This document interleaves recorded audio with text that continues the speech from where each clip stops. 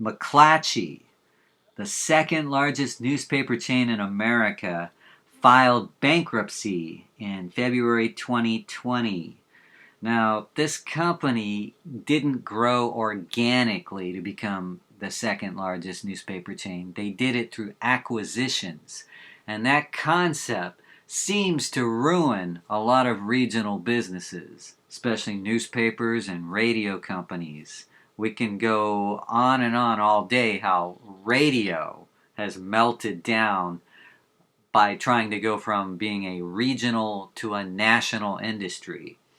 Well, the same thing has happened with newspapers, except there's kind of a big difference here because print is on its way out as far as newspapers. You know, maybe books and magazines will hang around for a long time, but the idea of a daily newspaper wasting all that paper that only gets read once and ends up in the trash, that idea is being outdated by the internet every day. And it's been happening since 2004. That's when broadband became very big. So just a little run up to how this all happened. You have to understand that McClatchy has been around since 1857, founded by the McClatchy family, who have owned and run it ever since through February 2020. And Kevin McClatchy is the current chairman. And at one time, the CEO was a gentleman who's now the head of Associated Press, named Gary Pruitt. He became CEO at McClatchy in 1996, and so he started accelerating the concept of acquisitions, buying out other newspapers around America. And one of the papers that he helped bring under the McClatchy stable was the Minneapolis Star Tribune. Now, what's interesting is now the Miami Herald and Charlotte Observer, along with the Sacramento Bee and Kansas City Star, are owned by McClatchy. Sacramento Bee, that was my first job ever as a paper boy, doing a paper route for the Bee back in 1979. And it was the paper that I knew about all my life.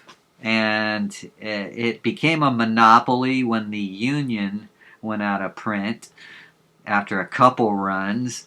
But the Bee has held that monopoly now for many years. And it just started to unravel with Pruitt, who now works at AP as their CEO. When he was CEO of McClatchy in the 90s, he started doing all these acquisitions. Then after broadband became popular in 2004, he made this incredibly terrible move to buy out Knight Ridder.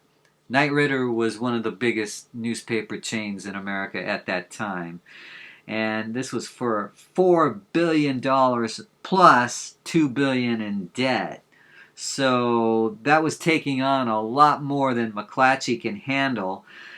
And that's where we are today. They haven't been able to make payments like into pension funds. There's been talk of bankruptcy since like last November, and so in February they filed Chapter 11. And it's just interesting that a legend like that is sinking, the same way the radio industry is sinking.